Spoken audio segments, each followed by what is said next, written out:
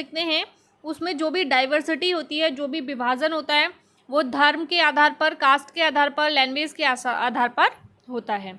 Therefore, due to respect should be given to all the diverse group views that exist in a society. क्योंकि हर एक जाति, धर्म या भाषा की अपनी विशेषता होती है, इसीलिए हर जाति, धर्म और भाषा का सम्मान करते हुए इनके आधार पर अलग अलग इनको वैरायटी में बांटा जाता है. We will understand the impact of power sharing arrangements in Belgium. यहाँ पे एक एग्जाम्पल लिया गया है बेल्जियम का, और बेल्जियम के द्वारा यहाँ पे समझाया जाएगा. ठीक है, कि बेल्जियम में किस तरह की सोसाइटी है और किस तरीके से कॉम्प्लिकेशंस आई और कैसे वहाँ पे कॉम्प्लिकेशंस को सॉल्व किया गया. Belgium is a small country in Europe. Belgium जो है यूरोप की एक छोटा सा देश है. It's ethnic composition is complex. लेकिन यहाँ का जो समाज है वो बहुत ही जटिल था. Its population is around 1 crore. यहाँ की जो पॉपुलेशन थी वो लगभग 1 करोड़ थी. And 59% population lives in a Flemish region. और यहाँ की जो 59% जनसंख्या है वो फ्लैमिश रीजन में रहती थी. And speak Dutch. और कौन सी भाषा बोलती थी? डच भाषा बोलते हैं. तो यहाँ के जो 59% पॉपुलेशन है जो ज़्यादातर फ्लैमिश रीजन में रहते हैं और डच भाषा बोलते हैं. Another 40% people live in the Wallonia and region and speak French.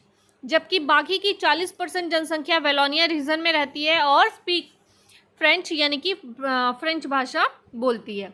In the capital city Brussels. यहाँ की जो कैपिटल सिटी यानी कि राजधानी शहर जो होता है, जैसे भारत का दिल्ली है इसी तरीके से, तो in the capital city Brussels, यहाँ की जो कैपिटल सिटी ब्रुसेल है, 80% आर फ्रेंच स्पीकिंग. यहाँ पे जो कैपिटल सिटी में लोग रहते हैं उन लोगों में 80% लोग जो हैं वो फ्रेंच भाषी हैं, यानी फ्रेंच भाषा बोलने वाले हैं. While 20% are Dutch speaking. जबकि 20% लोग जो हैं वो डच बोलने वाले हैं. अभी हमने आगे पढ़ा पूरी जनसंख्या में 59% लोग डच बोलते हैं और 40% लोग फ्रेंच बोलते हैं. जबकि कैपिटल सिटी में इसका उल्टा है, 80% लोग फ्रेंच बोलते हैं और 20% डच बोलते हैं.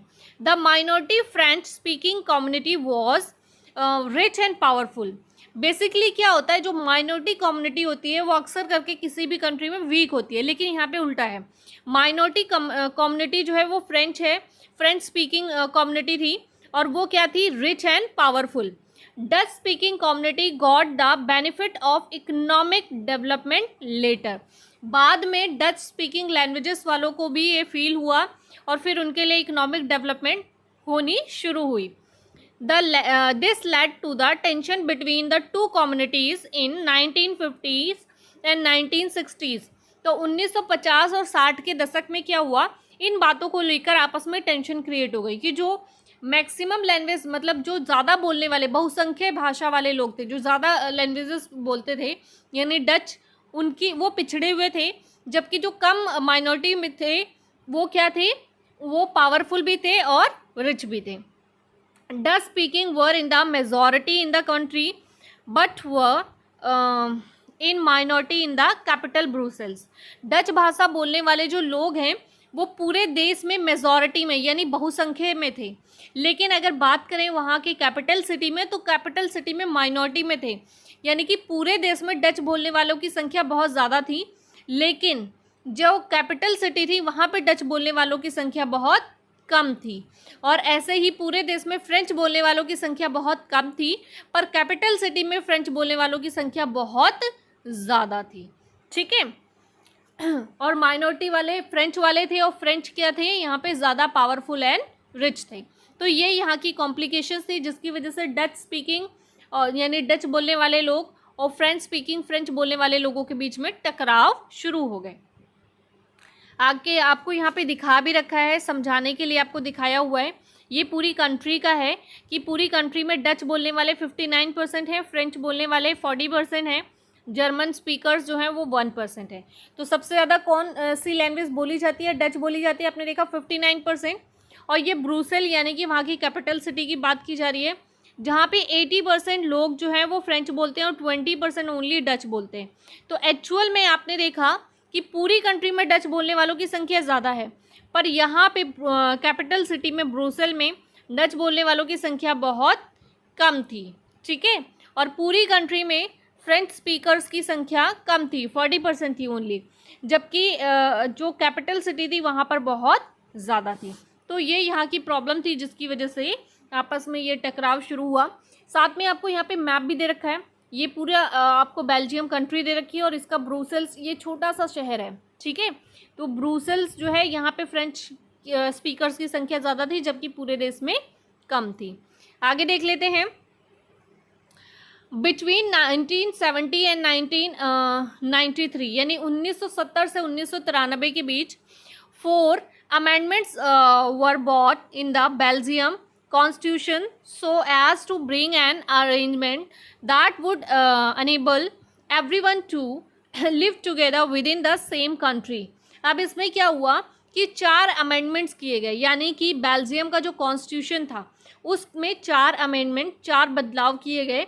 क्या बदलाव किए गए वो यहाँ दे रखे हैं, देख लेते हैं हम।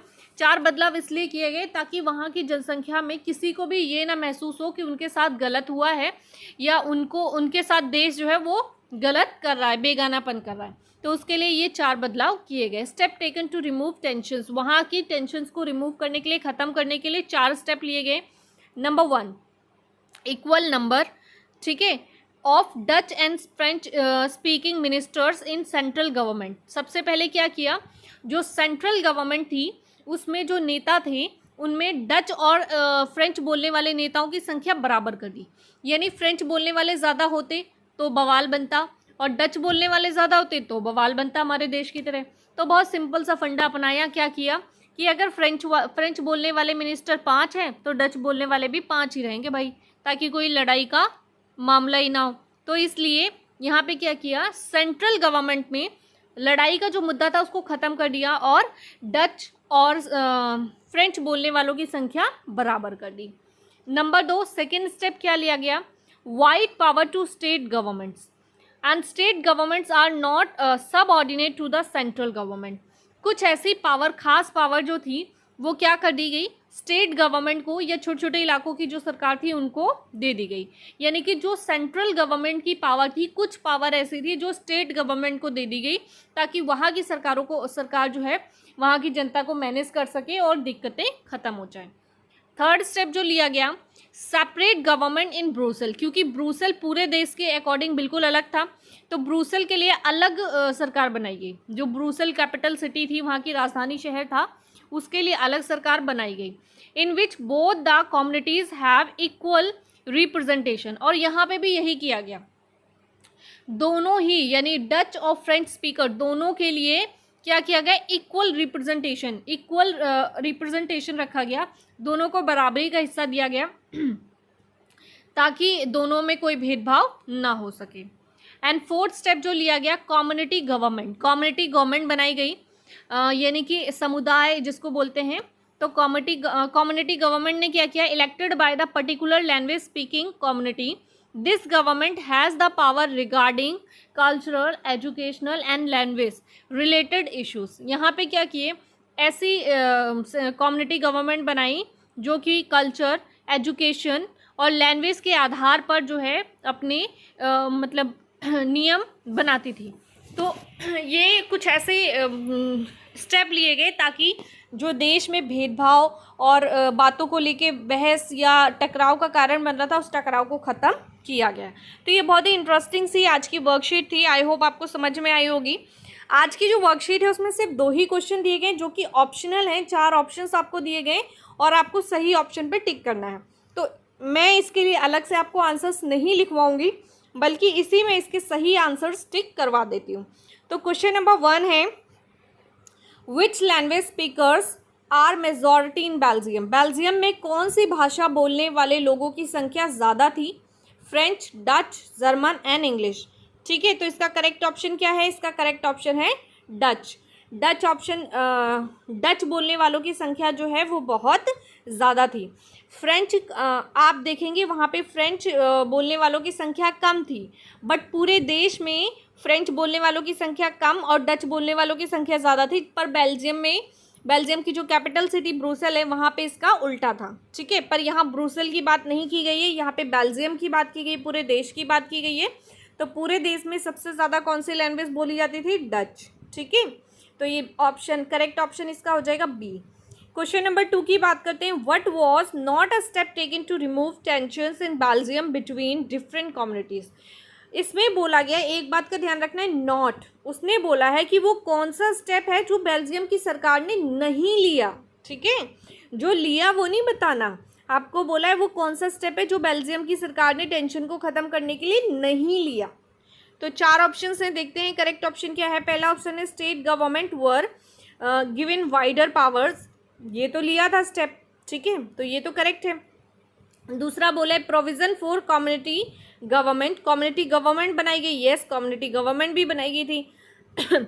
फिर बोला गया है appointment of governors to run community government, ऐसे गवर्नर्स को अपॉइंट किया गया है जो कम्युनिटी गवर्नमेंट को रन कर सके, नहीं ये तो बिल्कुल नहीं किया गया था। Separate government in Brussels, Brussels में सेपरेट गवर्नमेंट बनाई गई, यस ये भी किया गया था। तो 3 चीज़ें तो की गई थी, क्या नहीं की गई थी? ये ऑप्शन, गवर्नर्स नहीं बनाए थे। तो इसका जो करेक्ट ऑप्शन होगा वो क्या होगा? सी। सी जो है वो सेकंड क्वेश्चन का करेक्ट ऑप्शन है। तो आज के हमारे दोनों क्वेश्चंस के आंसर्स हो चुके हैं। आई होप आपको ये वर्कशीट समझ में आई होगी। यदि वर्कशीट समझ में आई है, वीडियो पसंद आई है तो वीडियो को लाइक करना है, शेयर करना है और चैनल को सब्सक्राइब करना है, हमसे जुड़े रहना है ताकि हर वीडियो का नोटिफिकेशन आपको टाइमली मिलता रहे और सभी क्वेश्चंस के आंसर्स हम टाइमली आपको प्रोवाइड करते रहें।